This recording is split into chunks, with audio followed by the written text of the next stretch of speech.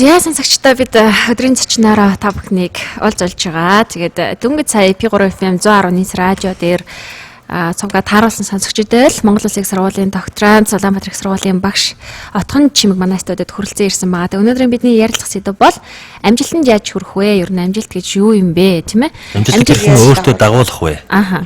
Сэдвээр ярилцах гэж байна. Тэгэхээр таны хувьд яг амжилт гэж юугаар одоо хэмждэг вэ? Амжилтыг та яг өөрийнхөө тийм ээ үзлээр юу гэж ойлгодог вэ?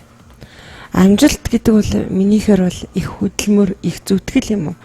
Жишээлбэл би одоо тэртээ 1974 онд бол Монгол Улсын их сургуулийн түүхийн ангийг төгссөн 4-18-тай эрэгтэй оюутан байсан. Тэртээ 67 онд. Яг өнөөдрийн өнцгөөс харахад тэд бүгдээрээ тэтгэврт гарсан 65 настай. Гэсэн ч тэр дөрвөн эрэгтэй хүнийг харахад бол нэг нь зүгээр тэтгэвртэй гарцаадаг гэртэй байждаг. Нөгөөх нь 50% багшилж байдаг. Нөгөөх нь одоо баазаргийн өвчтөй учраас бүр гэртэй байждаг.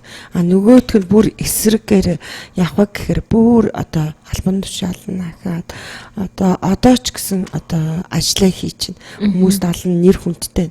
Энийг юу харуулж байна гэхээр ерөөсөө хүн өөрөө өөрийнхөө одоо хийж байгаа зүйлд сэтгэл ханамжтай чин сэтгэлээсээ тэгээд тэнд бас тууштай хандгал энэ харуулж байгаа. Тэгээ яг тэр чинээгээр нөгөө амжилтыг ярьд өөртөө дагуулах вэ гэдэг өнөөдрийн сэдвийг би яагаад энэ дөрвөр жишээ авч байгаа юм бэ гэхээр тэр дөрөвт мэдээж нэгэнд нь илүү заагаад нөгөөдөгт нь дутуу заагаагүй нь лав бах.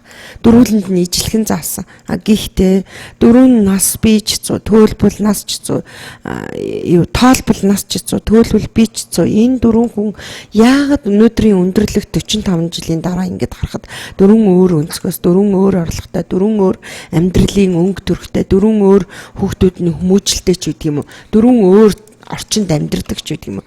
Ингээд энэс юу харж байгаа нөхөр ерөөсөө амжилт гэдэг үл эзэн танаас та өөрөө хинч байсан гэсэн танаас дагуулж танаас одоо өгтөртэй танаас үүдэлтэй л гэсэн үг.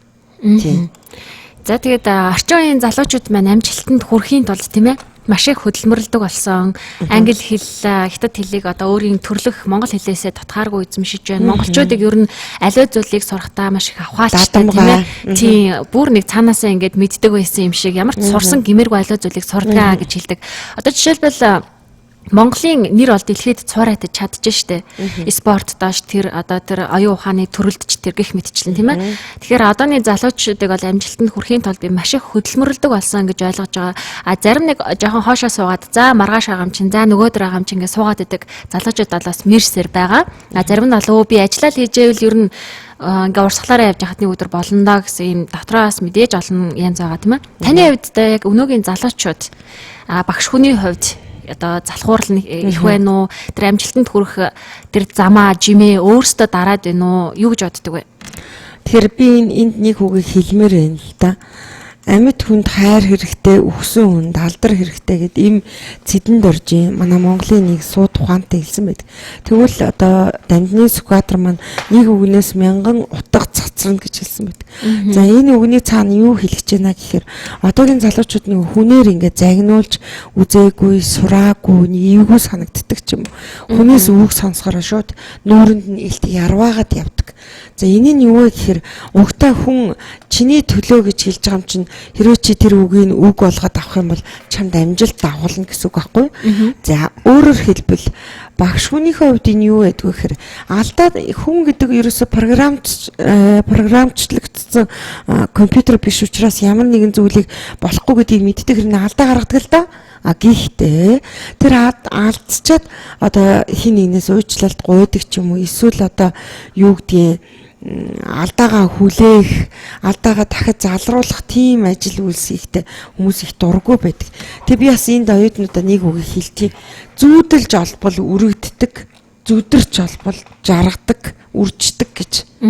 Тэгээ энэ нь юу вэ гэхээр та өөрөө 1 минут, 1 секунд, 1 цаг, 1 өдөр, 1 сар, 1 жилийг та үр ашигтай өнгөрүүлэх юм бол танд амжилт дагна. Та хинч байсан гэсэн та нийгмийн ямар статуст хамрагддаг байсан ч гэсэн танд амжилт дагуулна. Тийм. Тийм. Ер нь ингээд хүмүүс ингээд амжилтанд хүрч байна гэдэг гэж байна. Амжилтанд хүрэхэд бол ямар нэг байдлаар аз нөлөөлдөг үү? За аз яг хөө зарим тохиолдолд нөлөөлдөг л бах. Гэхдээ өөрөө өөртөөгөө л өрсөлдсөн хүн өнөөдөр өөрөө өөртөөгөө тэмцсэн хүн л ер нь амжилтыг өөртөө авчирдаг. Тэрнээс одоо тэр дулам надаас илүү юм байна, бат надаас илүү. Би дулмыг ч гүцэхгүй, би батыг ч гүцэхгүй гэдээ өөртөө итгэхгүй бол таныг амжилт хийзэж дагахгүй. Тэгээ би энэгээр юу хэлэх гэж байна гэхээр та 10 жилийн өмнө одоо юу гэдэг нэг газрын үйлчлэгч байлаа. 10 жилийн дараа та нэг газрын нэгтлэн ботогч боллоо.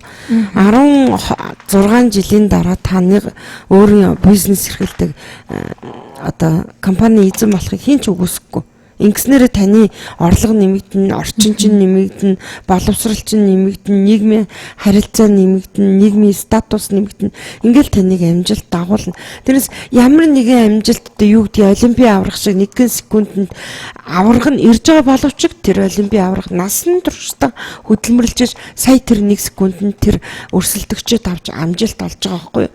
Тэгэхээр хүмүүс ингээл дөнгөж гараад нэг аз жаргалтай болчихно. Дөнгөж гараад амжилт олчихно гэж бодоод эндүрээд идэгий. Тэгэхээр ямар нэгэн 4 жилийн турш та сайн сурж тэргүүний сурагч болоод та сайн сурж та сайн сургуулаа төгсөж тэгжээж та сайн өрсөлдөгч сайн одоо мессен дээр очих байхгүй. Тэгжэл таныг амжилт дагна. Тэрнээс шууд л би дараагийн хүүхэд, би зэргийн хүүхэд гэдэг ч юм уу. Эсвэл за би одоо амжихгүй, би итгэхгүй гэдэг өөртөө итгэлгүй байх л ер нь амжилттай байхын гол юу да. Гол нөхцөл. За тэгээ сонсогчдоо 31 тэг гэсэн дугаар дээр та бүхнийхээ дуудлагыг хүлээж авна. 9964 10 гэсэн дугаар дээр мессеж. Зарим P3 дагуур 6 MNB гэсэн онлайн хаяг дээр мөн та бүхнийхээ хүлээж авна шүү. Тэгээд хүн болгон л амжилтыг ойросоо ч юм уу магадгүй зарим нь бүр алс холын оронд очиж хайдаг тийм ээ. Би амжилтанд хүрэхийн тулд хэл сурах хэрэгтэй байна. Би амжилтанд хүрэхийн тулд нэг ийм юмыг мэдчих хэрэгтэй байна. Гэх мэтчлэн хүн болгон өмнөө зориг тавиа явдаг тийм ээ. Тэгэхээр таны хувьд яг амжилт хаана байдаг вэ? Хүсэл байвал одоо зориг байна гэж нэг сайхан үг юм шүү дээ. Хүсэл байвал зориг байна. Тэгэхээр та өөрөө эрүүлэр, саруулаар, ухаалгаар хүсчил чадах юм бол танд одоо амжилт ирнэ. Тэгэд хүссэн юм чинь тэрийгэ зориг болгоод зорилгоо биелүүлж чадхал юм бол хүмүүс ингээ хүсчин гэхээр одоо Харвардд очиж сурдаг ч юм уу. Эсвэл Солонгост очиод нэг өдрийн юу гэдгийг $35,000 ажил хийнч гэдэг юм. Эсвэл Америкийн нэгдсэн улс гарчгаар нэг л сайхан болчих юм шиг бодоод идэх байхгүй. Үгүй та Монголын курсанд сайхан амьдрах, сайхан амжилттай сурч болно. Энийн юу вэ гэхээр хитгэн цөөн үгэл би танд хийе гэж бодоод байгаа. Хүсэл байвал зориг байна. Зориг байвал та өөрөө өөртөөгөө тэмц. Тэгээ өөрөө өөртөөгөө өрсөлдсөн хүн, өөрөө өөртөөгөө тэмцсэн хүн заавалжгүй ямар нэгэн амжилтанд хүрдэг. Энийг бол би зөндөө хүмүүсийн жишээн дээр нотолж чадна. Жишээлбэл манай академич Улаанбаатар их сургуулийн орлогч захирал Ж академич Болдатар гэж хүний нэг Минжин гэдэг одоо түүхийн судалгааны хүрээлэнд ажилладаг хүн болгон мэдэх байхаа. Монгол Улсын их сургуулийн докторант. Тэр Шихийн удаг дээд сургуулийн эрх зүйн анги сурж исэн гэж байгаа. Тэгээд түүхийн хичээл дээр ингээд багш асуусан чинь өөд чинь мэдэхгүй уншаагүй ирсэн. Тэгвэл чи муу. Нөгөө аюут нь яасан гэсэн уншаад ирсэн онц. Тэгэнгүүт Минжи юу гэж бодсон гэхээр үгүй энэ нараа надаас илүү уншиж ирж байгаа юм чи. Би яхаар энэс илүү уншиж чаддаггүй. Гэхдээ ер нь би энэс толоонд ортодох яад ингээд тэр өдөр тэр цагаас ахуулаад тэр хичээл хийж гисэн гэж. Амжилтанд хүрэхэд бас хор шар хэрэгтэй. Хор шар зөв хор шар хэрэгтэй. Тэгээд тэр өнөөдрийг болтол одоо гадагшаа явж докторантурынхаа ажлыг хийж гэн. Одоо Монгол Улсын их сургуульд докторантураа надтай хамгаалах чинь түүхийн судалгааны хүрээлэнд ажиллаж гэн. Тэрнээс хойш өөрийн гэсэн 3-4 ном гаргалаа. Хүн болгон мэддэг. Бид хоёр сая өнгөрсөн 8 сард хоёул олон улсын уралд илтгэл тавьсан. Тэгэл ер нь одоо яг иймэрхүү жишээ ер нь зөв тийм хор шар гэдэг бол хүнд бас айгүй хэрэгтэй амжилт олоход. Тэгээ одоо ч гэсэн тэр ярьдаг оюутнуудтай яадаг вэ гэхээр би тэр нэгэн хичээл дээр муу аагүй би өнөөдөр шиг түүхийг сонирхгүй байсан. Би тэр нэгэн хичээл дээр хэрвээ багш минь намайг тийг загнаагүйсэн бол би өнөөдөр энэ амжилтанд хүрэхгүйсэн. Тэгэхээр бас багштай загнуулах бол үнэхээр бас хэрэгтэй зүйл шүү гэдгийг дандаа хэлдэг байхгүй. Амжилтанд хүрэхэд ер нь хамгийн их саад болдог зүйл юу гэдэг юм бэ? За залхуурал. За энэ бол хин ч гэсэн ингээл хүлээ хачаа, сайхан юм бодоол, амттай зүйл идэл, аав ээжийн мөнгийг үрээл тэг чадна. Хүн болгон чаддаг. Тийм үстэй тий. А тэгтээ чадахтаа жишээлбэл одоо өчигдөр миний нэг оюутан философийн семинар дээр инх сайхан гэд Улаанбаатарын нэг оюутан ингэж ирсэн. Манай ээж надад ингэж хэлсэн. Та брус авна уу? Чи ланда авна уу? Эсвэл чи зүгээр совилогч байх уу? Эсвэл одоо совилогч нарын дарга байх уу? Эсвэл сайн эмч болох уу? Ерөөсө чиний л орчин. Чи маслта талах хэднүү, чи варианта талах хэднүү. Ямар хүн болох нь ерөөсө чиний өнөөдрийг яаж сурж байгаагаас, яаж хичээлээ хийж байгаагаас, яаж одоо сургуультай ач холбогдол өгж байгаас шалтгаална гэж хэлсэн байна. Тэгэхээр энэ оюутны хэлснээс үүдээд би юу гэж хэлэх гэж байна гэхээр жишээлбэл нэг 4 жилийн өмнө ингээд хэрэг төрдөг нэг хүн би таньдаг байлаа. 4 жилийн өмнө тэр тэрэг түрээд өдрийн 30 мянга болдог гэсэн. Тэгвэл өнөөдөр за энэ тэрэг түрээд ингэжсэнс ерөөсөө нэг энэ авж байгаа 21 мянгуудаа цуглуулж хагаад 210 мянга болгоод 8 хийгээд тэг 4 жилийн дараа 210 мянга нь 2 сая 100 төгрөгийн дотор эргэлддэг болсон. Нөгөө тэрэг түржсэн нөгөө али батаад энэ тэргийг түрээд арах гэжсэн юм маань өнөөдөр хөөе тулгаа чи миний тэргийг түрээд яв да миний 8-ыг түрээд яв. Тийм хүн болж чадсан шүү дээ. Тэг 4 жилийн дотор тэр 8 чинь тэрэг чин залуу тэгш 8 чин залуу болж сая саяар эргэлддэг 8 чин болж байгаа юм чи. Яагаад та өнөөдрөөс тэдрээс тутсан юм. Тийм би тийч хэлмээр байдаг. Ер нь ингээд телевиз радиогийн альж хэрэгслэр ер нь амжилтанд хүрсэн одоо тийм ээ алдартай хүмүүсийн тэр нууцуудыг бас түүхүүдээс бас дэлгэрүүлж сонсогч үзэгчдэд хүргэдэг штэ тийм ээ. Ер нь тэр хүмүүсийг ингээд судалдаг байлгүй тийм ээ. Таны бас судалгаанд бас байдаг байлгүй амжилтанд хүрсэн. Ихэвчлэн тэр хүмүүс яасны улмаас юу хийсэндээ тэгж амжилтанд хүрсэн байт юм бэ? Бусдаас илүү цагаар одоо нэг бусад хүн 9 цагт унтдаг бол амжилтанд хүрж байгаа хүн 11 цагт унтдаг. Бусад хүмүүс зүгээр л өглөө босоод өглөө гэдэг бол амжилтанд хүрж байгаа хүмүүс маргааш нь би юу хийх вэ? Нөгөөдөр юу хийх вэ? Энэ 7 хоногт юу хийх вэ? Сард юу хийх вэ? Жилд юу хийх вэ? Жилийн дараа би хэдэн төгрөгийн орлоготой байх вэ? Өөрөөр хэлбэл би айгүй олон жишээ би өөрөө л орхиломч юм биш. Гэхдээ энэ орхиломч хүмүүс амжилтанд хүрэх нууцыг бусдаас арай илүү мэдээд байгаа юм болоо гэж заримдаа миний хүмүүсийн өмнөөс миний шар хөдлөөд идэв. Яа тэгэхээр орхиломын хүмүүс өнөөдөр би өөрийгөө эрч хүчтэй болгож байна. Өнөөдөр би тэдэн төгрөгийн орлого харах хэвээр, би тэдэн бэбиг цуглуулах хэвээр, тэдэн бэбиг цуглуулахын тулд хэдэн хүн дээр очих хэвээр, хэдэн хүн дээр очиод би инээмсэглээд тэр хүн инээмсэглэхгүй л би өөрөө инээмсэглээд яаж амжилтанд хүрэх тухай санал бодлоо копи уугаад ярилцах хэвээр ч гэдэг юм уу. Ингээд нэг амжилтанд хүрэхэд ингээд нэг алас холоос ирээд тахгүйгээр энүүхэн эн чинь бас байгаа юм шиг надад санагдаад байдаг шин.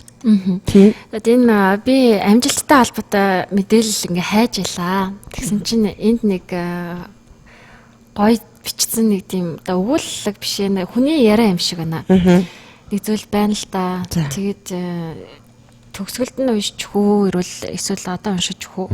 За чи ямар ч байсан өөрөө уншаад сайн судалж бай тийм ээ.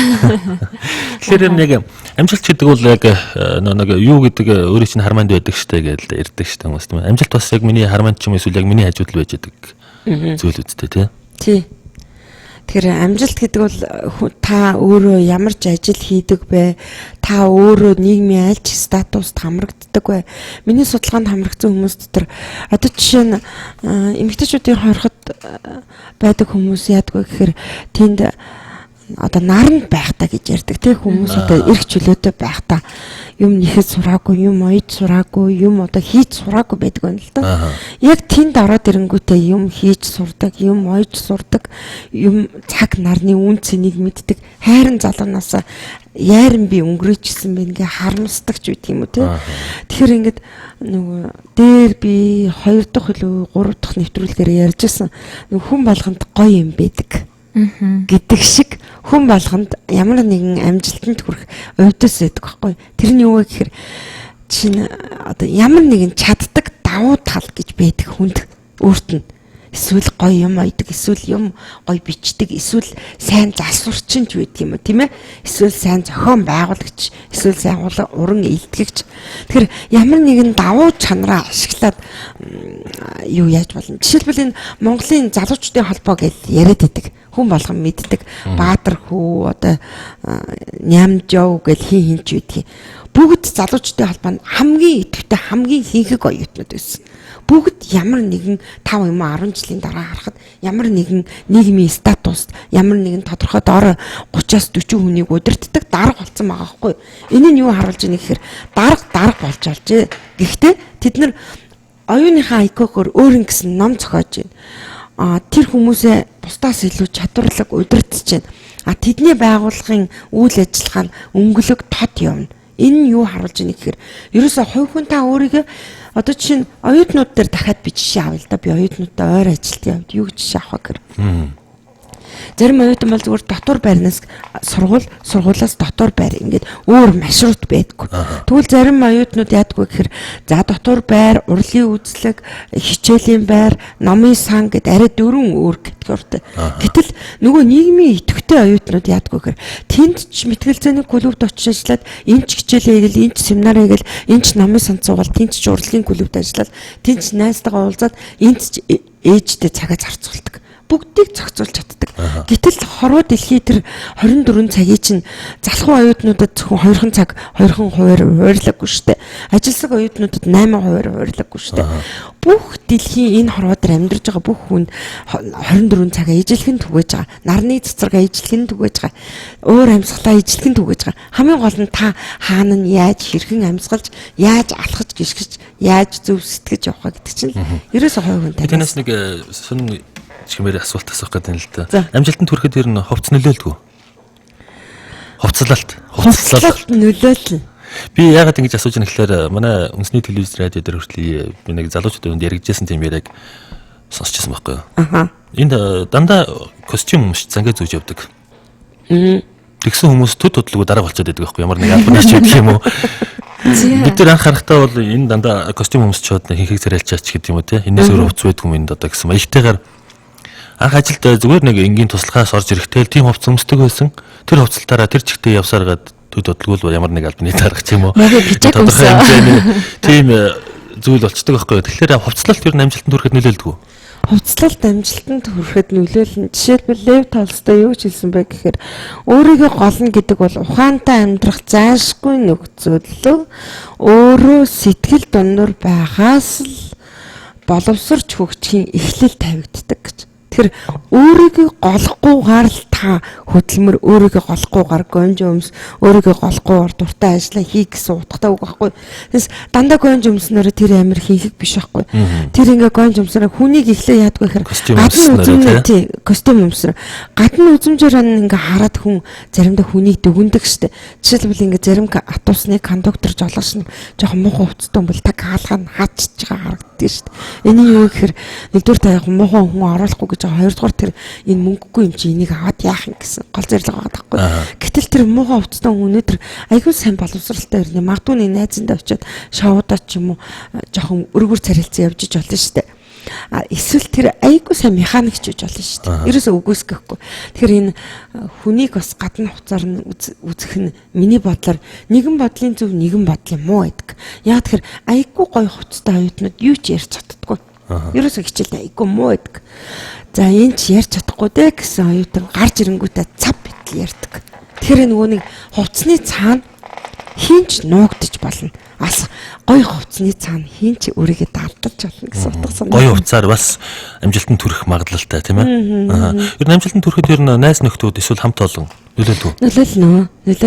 Яа тэгэхээр яг тэр ингээд хичээлээ хийх гээд айгүй сайхан идэвхтэй ингээд сууж идэл. Одоогийн энэ утсыг би заримдаа жоохон буруутгадаг шүү дээ. Утас эдгээр аяамаар ажил амжилтдаг ч гэсэн яг анхаарлын төвлөрөл номын санд нэг сайн юмаа хийгээд хичээлээ хийгээд семинараа хийгээд байж идэл нэг найз хоёлаа тийш хандууд орчууд ирэх гэдэг юм. Хоёлаа тэнгис ороо кино үзчихье гэдэг. Нөгөө юуг нь сатааруулаад өөрөөр хэлбэл нөгөө бидний ярьж байгаа сэдвийн амжилтыг нь сатааруулаад байдаг байхгүй юу? Тий. Би тэгэхээр тэр энэ заримдаа энэ утас хэрэгтэй цагтаа хэрэгтэй, хэрэггүй цагтаа хэрэггүй юм шиг санагдаад идэг шүү дээ. Тийм. За тэгээ бид хэсэг хугацаанд ярилцчихжээ. Тийм ээ. Нэг сайхан дууны завсарлага авъя. Тэгээд мөг ямар дуу зориулах вэ? Энэ халуумба сэрүүн гэдэг. Урагдлыг сонсъё гэж байна. За тэгээ.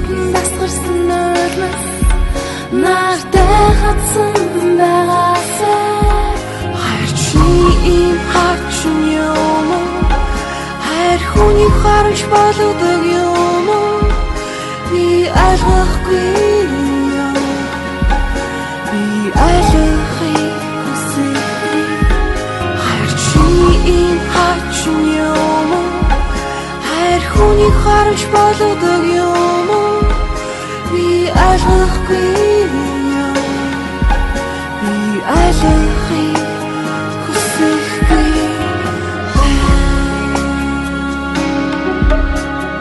намайг дэвдэг гараараа хинний нэрсийг л бич байна гэж үргэлж би хайж байгаа зөвхөн түүнийг л хүсээд байна үдэш намайг дуулан цэжиндэ үнэнч байхамлан тэрээсээ элдэх зүйл санаа огт зовоогүй тэгээ сайхан жаргасан хайрчны ийм хачин юм хайр хүний харж болдог юм би ойлгохгүй юм би ойлгохыг хүсэхгүй хайрчны ийм хачин юм хайр хүний харж болдог юм би ойлгохгүй юм би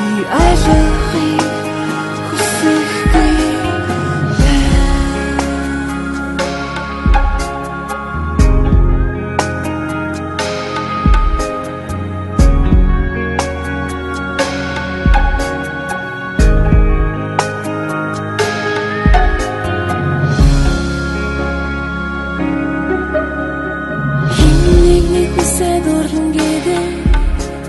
хиндэж байхгүй миний хайрын шанлаг яа мөрнөөс минь торгон дашин цуусан гонон мөрөөдөлдөө хүрхээ нислээ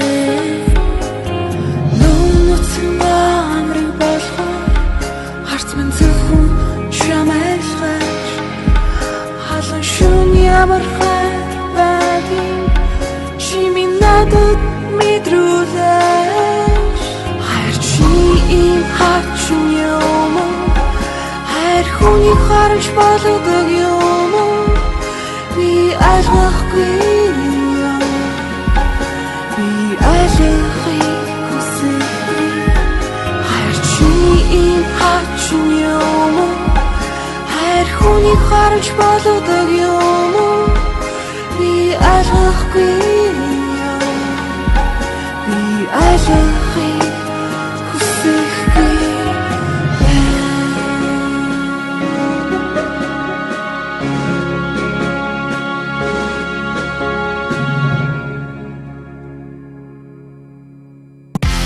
боломжийн л тусалдаг шүү дээ. Боломжийн л завсарлага юм байна.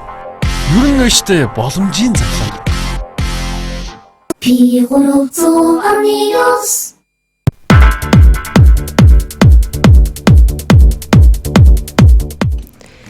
Зя бүгдээрээ нэг сайхан орон бүтээлийн завсарлага авлаа. Тэгээ мөгээ түрүүн би уншиж өгье гэдсэн зүйлээ уншиж өгье. Манай сонсогчдод маш гоё санагдаж магадгүй. Ингэнэ амжилттай яваа хүмүүс бусдад туслахтаа үргэлж дортой байдаг гарч ихтэй заяа. Тэгвэл хөгшин настай болсон нэгэн эмээгийн бие нэрс муудаж айжмаар үхэж эхэлсэн гинэ. Тэр маш олон жилийн турш чадлынхаа хэрээр ядуучуудад тусалдаг байсан байна. За тэгээ түүнээс бурхан чи үхэхээс айж гэнэ гэж асуусан чинь эмэгтэй үгүй би айхгүй байна. Гэхдээ надад одоо үхэхэд ичгэвтер байна. Би бусдын төлөө хангалттай их сайн зүйл хийж чадсангүй дэ гэж хариулсан гинэ. Бурхан түүнд тэгвэл чи хизээ ичгэвтер бус боллоо гэж санагдан тэр үедээ ирээрээ би чамд туслана гэж хэлээд буцаасан гинэ. Амьдруулахаар болгосон гэсэн үг тийм ээ. Амжилттай явахыг хүсдэг хүн бүрийн домгийг үргэлж санаж байгаарай. Бусдад туслахтаа хизээ дуртай байгаарай. Таныг цаанаас чинь аз ивэх болно гэсэн байна. За энэ дэр би нэг үг хэлмээр санагдчихлаа л да. Юу вэ гэхээр энэ амаараа сайн ярьдаг боловч чин сэтгэлээс одоо ямар нэг зүйлийг хийдгүү бол та ямар нэгэн үнэргүй цэцэгтэй адил гэсэн үг байхгүй юу? Энэ эртний эндгийн тэр ардын сургаалт гэдэг. Тэгээ би энэ үгийг ер нь хичээлдээ жоохон ашигладаг. Юу вэ гэхээр та ямар нэгэн өөрийнхөө төлөө та хичээл хийж байгаа зү тий. Тийм учраас та энэ чин сэтгэлгүй бол танд сурагчийн үнэр авахгүй. Тэгээд та амаараа яриад тэр тэгж ярьж ийн ингэж ярьж ийн гэдэг ахын хооронд та амаараа эхлээд толинд хараад дараа нь унтахаасаа өмнө дараа нь унтаж усаад дараа нь атуусан түгжрээд явж захтаа ч юм уу. Тэг ингээд 1 2 3 4 удаа уншичаад 5 дахь удаага миний өмнө гараад лекц семинараа тавихад та айгуу сайн тавьж чадна гэж хэлдэг байхгүй.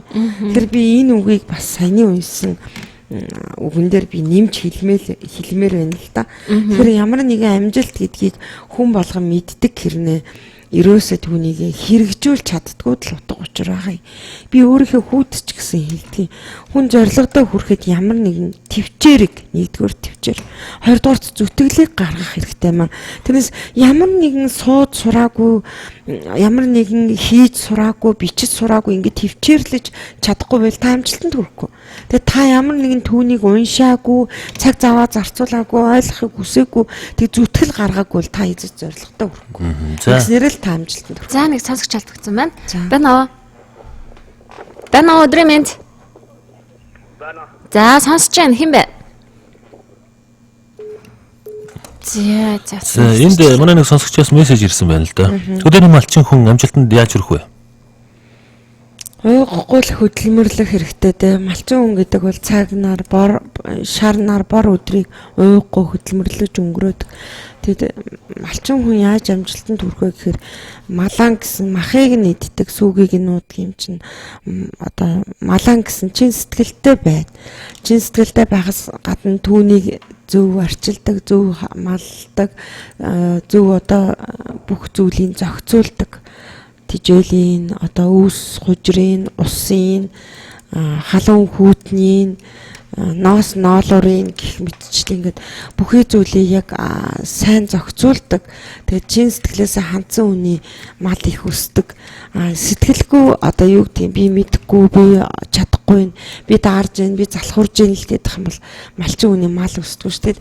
Хүн болго мэдэх байхaltaа айл тавьсан мал ирнэ өсдөггүй шүү дээ. Яг өөрийн мал нь өсөд идэг. Тэгсэр нь яг нөх хүний тавьсан мал нь алга болчиход чи тийм үү. Тэг ингээд хүмүүс малчин хүмүүс зарим би нэгөр бүх малчтыг хэлсэнгүй.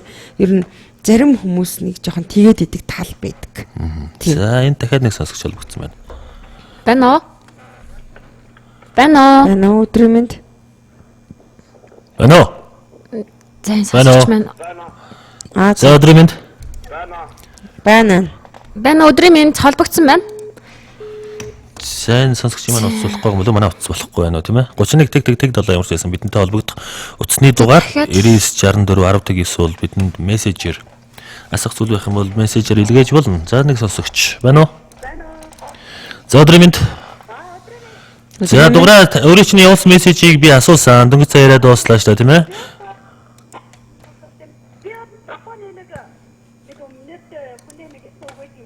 За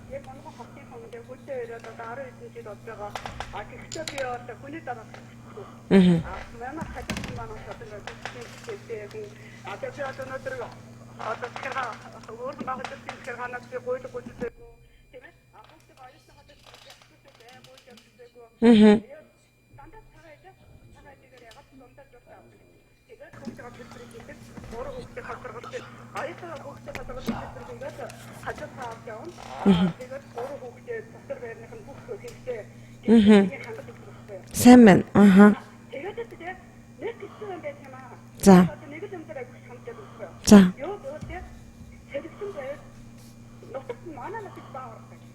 Аа.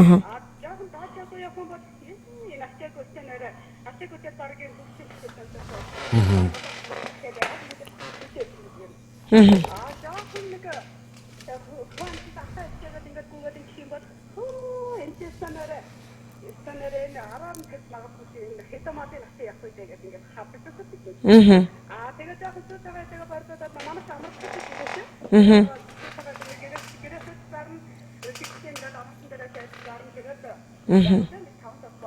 Тийш нь.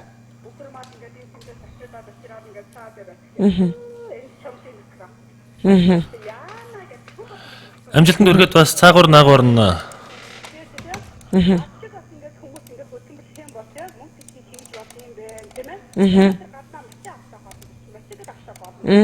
Яг зөв. Яг үнэ.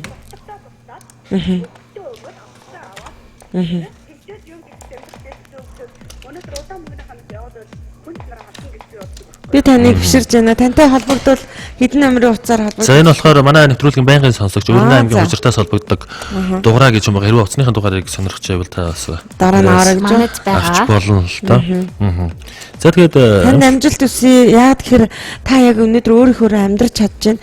Тэгээд би таны жишээг бас өөр нэг жишээн дээр хэлье гэж бодож байна. Яах вэ? Юу гэх вэ гэхээр одоо жишээ нь юу гэдэг их сургуулийн ямар нэгэн салбарт ингээд 13 танхим байлаа гэхэд 13 танхимын 13 туслах ажилтан байлаа гэхэд нэг туслах нь одоо ингээл янз янзын юм сураад ч гэдэг юм ингээл хахад нөгөө туслах нь хэний ч нүдэнд анзаарахгүй хэний ч сэтгэлд өртөхгүй чи чимээгүй ажиллаа хийгээд тахт хин ч тэрийг сонирхгүй тэгэхээр яг тэр хийгээд байгаа хүний энэ хаанаас мөнгө олчих вэ энэ яагаас сурч вэ энэ яаж чадаад байна гэд бас тэгээд идэх юм тэгэхээр би бас яг таны зовлонг бас баг зэрэг амсчихсны хувьд би таныг үнэхээр дэмжиж байна. Би тань дэмжиж. Тийм кино гэдэг чинь тунгалаг тамир кино тийм ээ. Туул хүмүүсийг долоошх болсон хэдэн төгрөгөө гээд. Итгэл тойныг бол их овжин залжин хүн гэдэг шүү дээ. Тийм авто залтай хүн бас амжилтанд хүрэх явдал байна уу юу? За байж болох юм аа тэрийг үгүйсэхгүй. Гэхдээ юу гэдгийг ялагдал бол чухал биш. Ялагдчихад харин босч ирэх нь чухал гэсэн нэг үг байдаг штэ. Винис Ламбарди хэлсэн. Тэр нь юу вэ гэхээр нөгөө ялагдал бол чухал биш ээ. Хамгийн гол нь та ингээ ялагдчихад унчаад доороос босч ирч чадж байна л гэдэг чинь хүн таны амжилт таахгүй. Яг үүнтэй адилхан хүн болго ингэж чадна. Хүн болго ингэж чадна. Би итгэдэг. За тэгээд өнөөдөр бидний ярилцсан сэдэв бол тийм ээ. Хүн яавал амжилтанд хүрэх вэ? Тэгээд ер нь амжилтыг хэрхэн дагуулах вэ? Энэ сэдвээр бид ярилцлаа. Тэгээд Атган чимэг багштай баярлалаа. За ингээд сүүлийн мөчийг танд үлдээ. За сүүлийн мөчөд би нэг л үг хэлэх гэсэн. Юу хэлэх вэ гэхээр нөгөө Портны өөдрөг үзэлтнүүд онгоц бүтээдэг. Харин гутран үзэлтнүүд шүхэр бүтээдэг гэж. Энэ нь юу гэсэн үг вэ гэхээр үг болгоны цаана утга, үг болгоны цаана философи, үг болгоны цаана логик сэтгэлгээ юм. Өөдрөг үзэлтнүүд яагаад онгоц бүтээгээд идэх юм бэ? Тэгсээр нөө өөдгөө үзэлтнүүд нь яагаад шүхэр бүтээгээд идэх юм бол? Энийг юуг харуулж яана гэхээр ерөөсөө таны яаж явах нь танаас шалтгаална. Та амжилттай явах уу, та амжилтгүй явах уу? Зарим нэг оюутнууд гэдэг жишээлбэл сая орж ирсэн нэг оюутан буццсан гэлээ. Миний хичээл дээр багш би таны хичээлийг юусоо ойлгохгүй байна. Тэнгүүд нь би өөр тангимдаа оруулж ирээд гү чи чамд сайн залуу нас байна уу байна. Танаа аав ээж чинь чамд мөнгө зарцуулсан. Чи хаа өс өөр хангаагаас энд ирсэн үү ирсэн. Дотор байрны мөнгө төлсөн үү төлсөн. Гү чи тэг юуг нь ойлгохгүй яагаад ойлгохгүй ан гэсэн чи тэр сургуулиас гарах тухай өргөдөл бичиж гинэлээ. Дараа нь би багшаасаа сонссон. Тэгсэн чинь тэр 12 өгүүлбэр бичиж гин. 12 үгтэй өгүүлбэр бичиж гин. Одоо би ийм учраас би сургуулиас гармаар байна ч гэдэг юм уу. Тэгсэн чинь 3 үг нь зөв, бусад үг нь буруу ээжээ. Тэгээ энэ нь юу харуулж байна гэхээр ерөөсөө нэг өөртөө итгэлгүй одоо юу гэдгийг тийм гутран үзэлтэй хүн бол ер нь хизээч амжилтыг өөртөө дагуулдаггүй. Харин би чаднаа, би ингэнэ л гэсэн хүн бол амжилтыг өөртөө ямагт дагуулж үүдэг. Тэгээд их амжилт гэдэг бол танд авдар богоноор чамдамаар ирэхгүй. Амжилт гэдэг бол багаар ямахаар өдрөөр танд аз жаргалыг амсуулж ирдэг.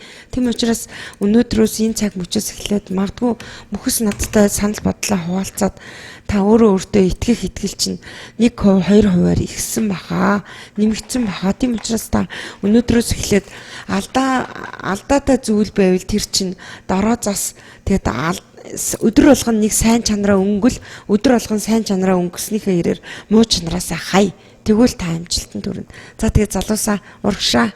За баярлалаа багшаа. Тэгээд эх 7 хоногийн пүрэв гарагт энэ цагтаа ирээд уулзах болно. За баярлалаа.